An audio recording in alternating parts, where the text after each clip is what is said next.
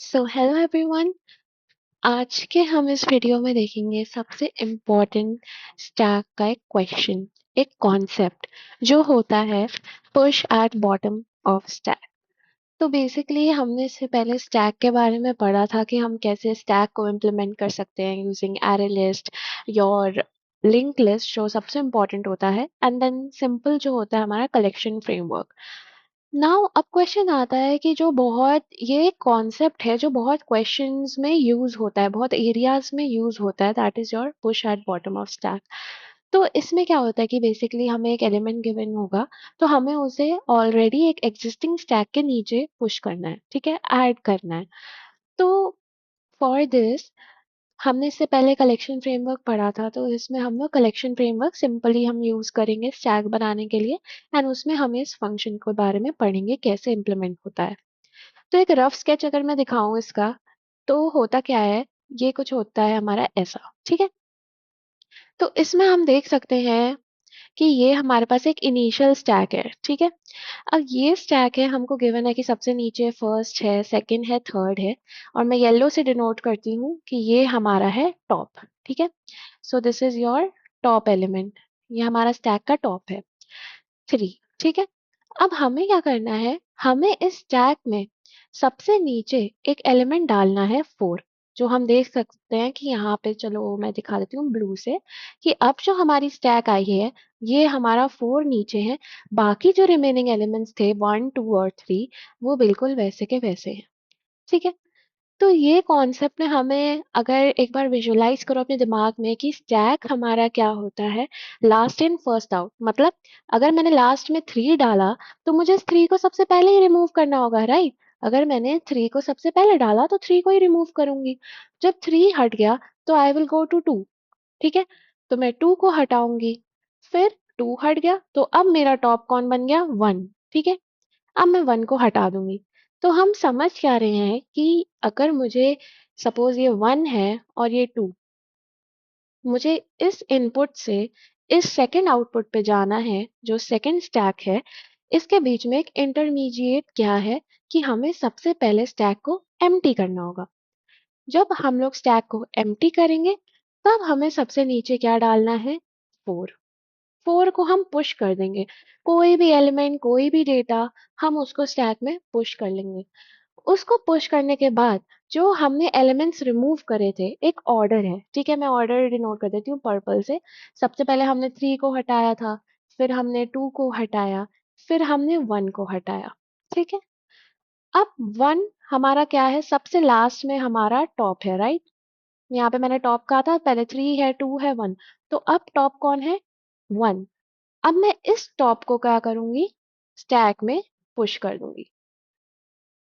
अब ये जब पुश हो गया, अब कौन टॉप बना हमारा, 2। अब मैं इस टॉप को डालूंगी, राइट।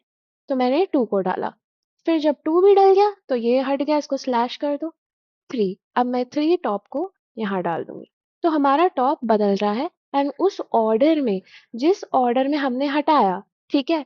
तो सबसे लास्ट में कौन था, 1, तो 1 हमारा अब कौन बन गया, टॉप।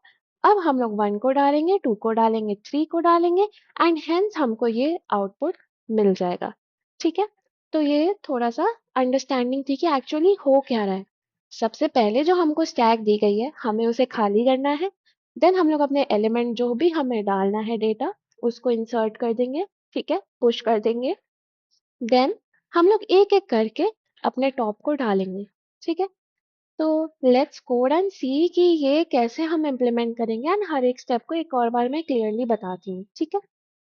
तो ये तो हमारा बेसिक स्ट्रक्चर है, और हमने इसको इसलिए किया है क्योंकि हमें कलेक्शन फ्रेमवर्क का यूज़ है, तभी हम लोग स्टैक को यूज़ करेंगे। तो हमने इंपोर्ट कर दिया हमारा स्टार, जो हमारे सारे पैकेजेस को ले आएगा यहाँ पे, ठीक है। तो सिंपल हम लोग पहले स्टार्ट करते हैं, अब हमको स्टैक बनाना नहीं पड़ेगा, जैसे हमने पिछले में देखा था कि हमें स्टैक लिंक लिस्ट ये सब तो हमें पूरी नोड डिफाइन करनी पड़ती है, नोड क्लास बनानी पड़ती है, ठीक है। देन उसका कंस्ट्रक्टर बनाना पड़ता है, फिर हमें कंस्ट्रक्टर बनाना पड़ता है, ठीक है।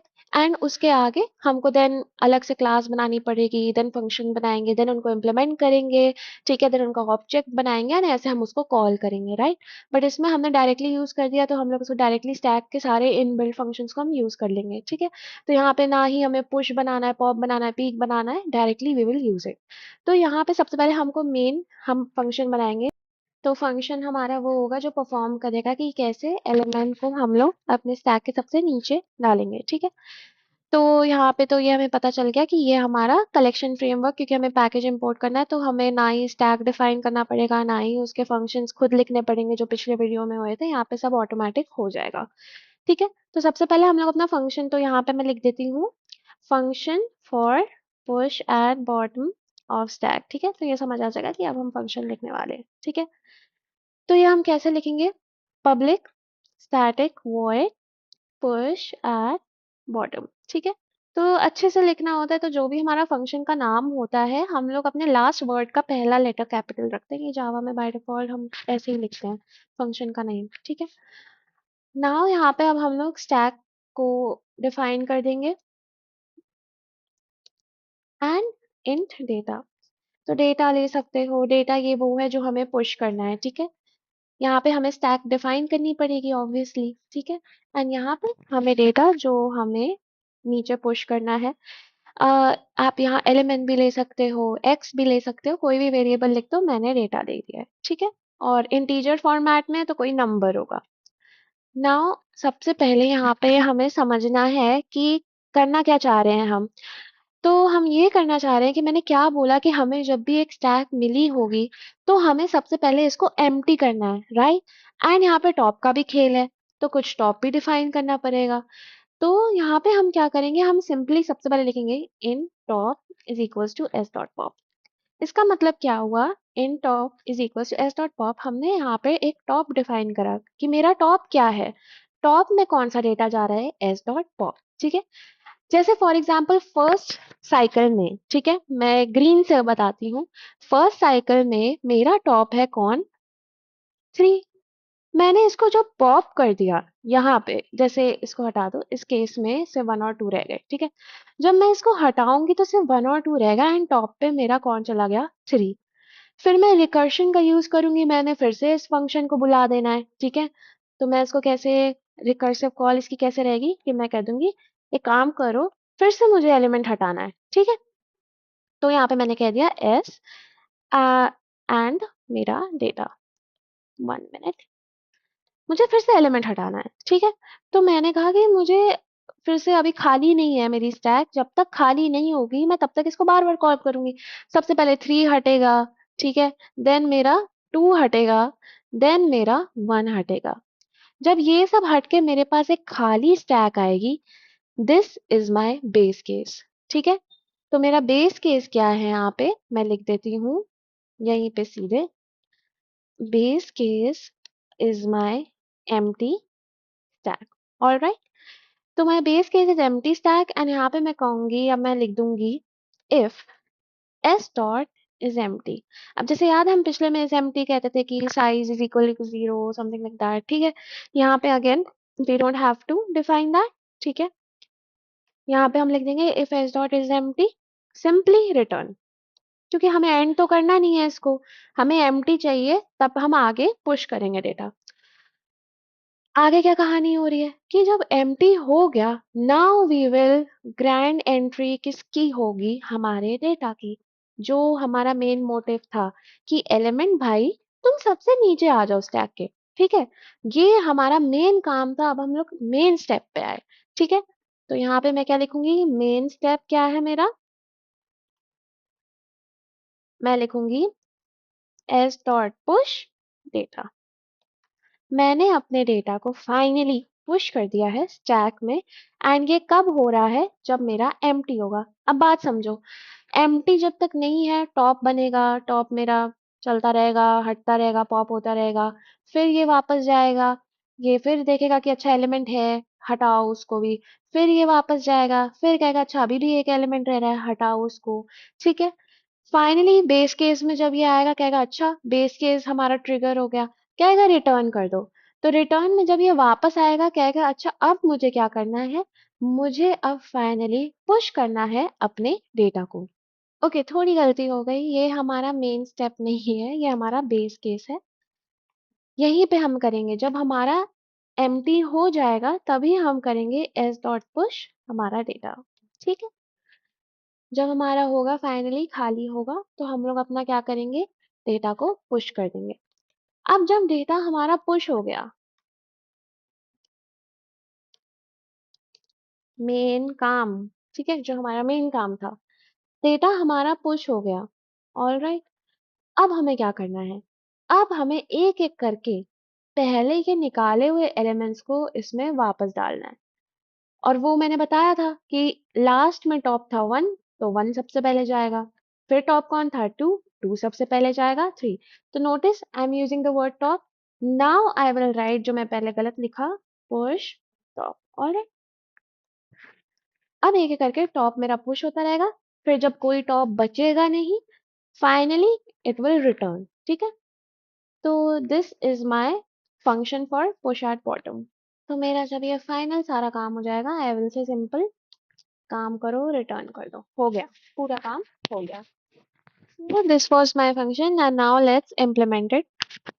फिर इसके बाहर मैं अपनी मेन क्लास बनाऊंगी, पब्लिक स्टैटिक void मेन, ये सब तो अब आ ही गया होगा मसल मेमोरी में भी टाइप कर करके। अब हम लोग यहाँ पे क्या करेंगे, again we will define our stack class. ठीक है, तो स्टैक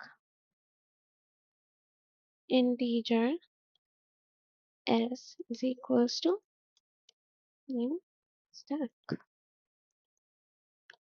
ऑलराइट, अब हमें क्या करना है, अपने आप से पहले कुछ एलिमेंट्स वही हम लोग पुश कर देते हैं कि एग्जिस्टिंग स्टैक में there is 1, there is 2 and there is 3। Now first of all let's print the existing stack. तो यहाँ पे मैं लिखूंगी before adding element at bottom. ठीक है, so before adding element at bottom I will write s। Now we will call the function that is push at bottom, and here we will write s, and let's say we will take the number 8. Okay, and now again let's compare.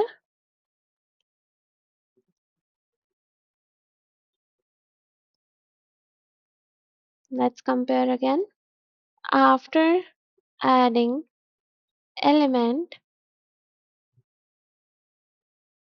मेरी थोड़ी हाथ में चोट है तभी थोड़ा type ऐसे हो रहा है, स्लो स्लो। अगेन अब हमारा जब हो गया तो ये ऐसे आएगा। So let's try to execute it. So here is our output. पहले before adding element at bottom we had 1 2 3। After adding element at bottom we have 8 1 2 3। Notice ये 1 2 3 और ये 1 2 3 देखो सेम है, खुद ही इसने हाईलाइट कर दिया, बस 8 जो है ये हमारा बॉटम में आ गया। So this was the first concept and इसी कॉन्सेप्ट से हमारा एक और होता है, ठीक है, that is how to reverse a stack. तो ये पुश और बॉटम वाली चीज उसमें यूज होती है, so let's go at that as well. ठीक है, तो जब क्वेश्चन आता है कि आप एक स्टैक को कैसे रिवर्स कर सकते हो, तो अब वो हम समझते हैं एंड ये पुश और बॉटम वाला जो लॉजिक है ये उसमें यूज होता है, इसी की वजह से ही हम कर पाते हैं एक स्टैक को रिवर्स इस तरीके से। ठीक है, so let's also learn about that. तो मैं अब दूसरे में आ गई विंडो पे एंड एक काम करती हूँ, ये सब हटा देती हूँ। वेट, तो अब हम यहाँ पे लिखेंगे रिवर्स अ स्टैक। ठीक है, अब हम लोग रिवर्स करना चाह रहे हैं एक स्टैक को एंड यहाँ पे लिख देती हूँ push at bottom function. So here we will write reversal function। All right, again we will do reverse stack and simple we will use stack integer, और कुछ हमें चाहिए नहीं पैरामीटर्स, तो सिर्फ स्टैक चाहिए क्योंकि स्टैक को ही रिवर्स करना है। वहां क्या था, हमें एक स्टैक की जरूरत है और डेटा की जरूरत है, क्योंकि डेटा कहाँ डालोगे स्टैक में, और स्टैक में क्या डालना है डेटा, यहाँ पे हमें सिर्फ चाहिए स्टैक, उसी को हमें रिवर्स करना है। सो अब रिवर्सल का पहले कॉन्सेप्ट समझते हैं। ऑलराइट, सो रिवर्सल का कॉन्सेप्ट क्या है कि सपोज मेरे पास एक इनिशियल स्टैक, ठीक है, मेरे पास एक इनिशियल स्टैक है। हाँ, okay, again let's do 1, let's do 2 and 3। ये ऐसे मेरे पास है 1, 2 और 3। Reversal obviously it will be something like 3, 2 and 1। तो ये हो क्या रहा है?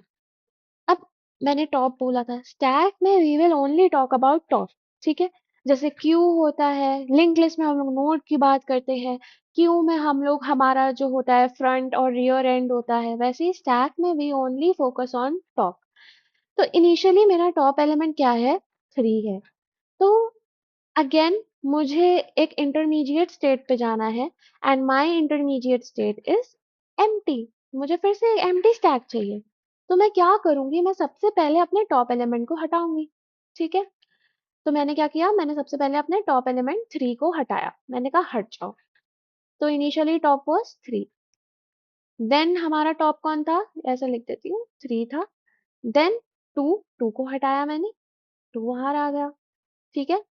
फिर कौन है मेरा? 1। और अब मेरा करंट टॉप कौन है? 1।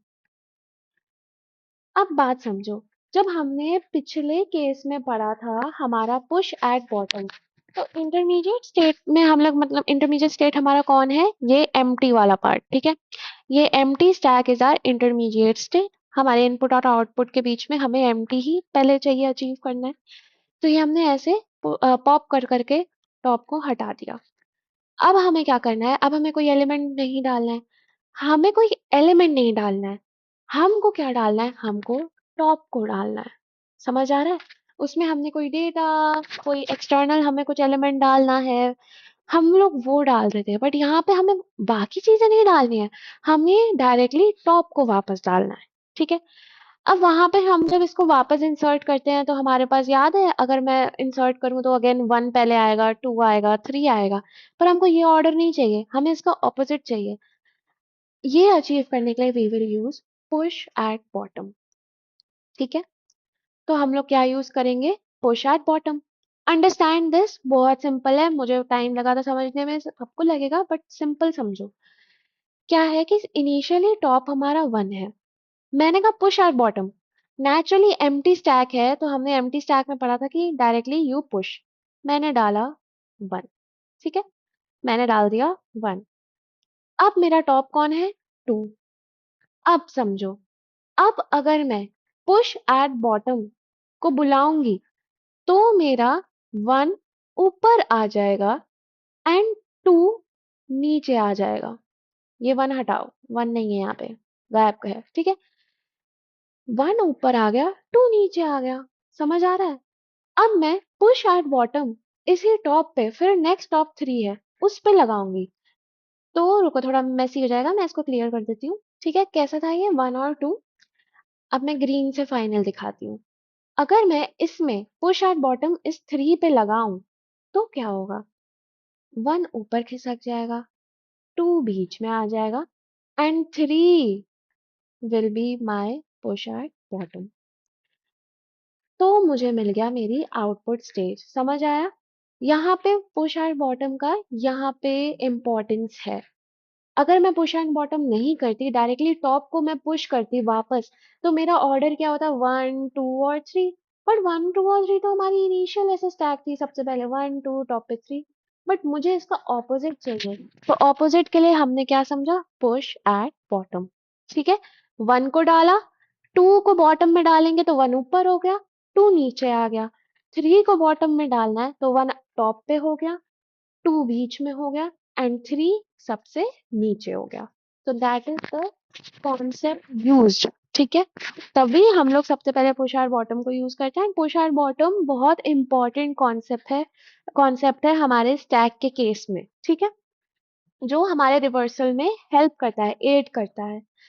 तो ये जो भी यहाँ पे डायग्राम बड़ा सुंदर सा बना है, इसके ऊपर हम लोग कोड देखते हैं।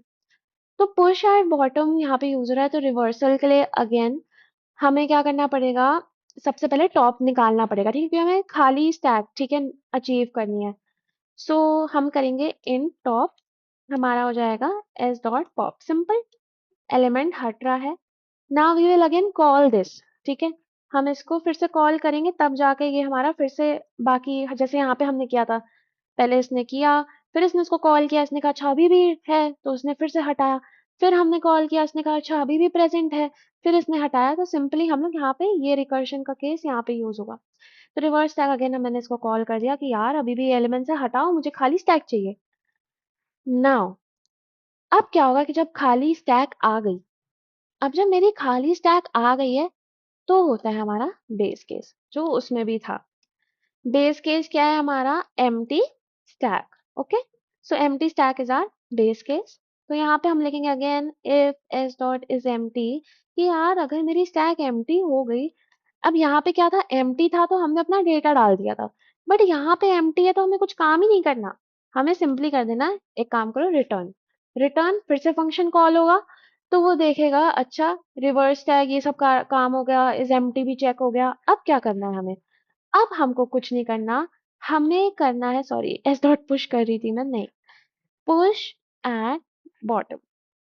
एंड पुश एट बॉटम हमने क्या देखा था, स्टैक और इन डेटा, ये पैरामीटर्स थे।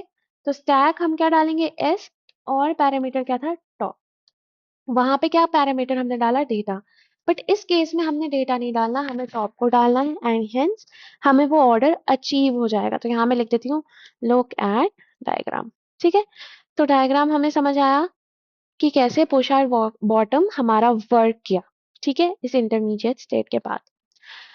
तो अब पहले तो हमारा ये जैसे था, इसको भी रहने दो, एक काम करो, ठीक है, एंड इसको कॉपी पेस्ट कर देते हैं यहाँ पे। Before let's do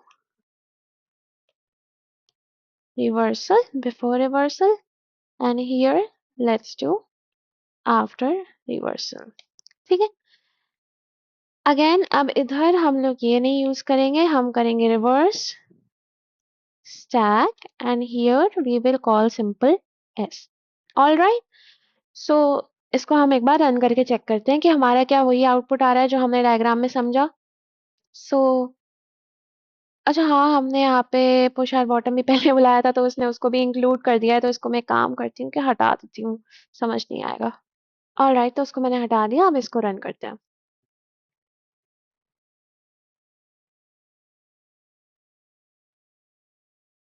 so here we can see, पहले हमारा 1 2 3 था, 3 हमारा देखो टॉप है, बट यहाँ पे अब 3 क्या हो गया, उल्टा हो गया, बॉटम हो गया, एंड 1 हमारा टॉप है यहाँ पे, ठीक है, ये क्या है, 1 हमारा टॉप है।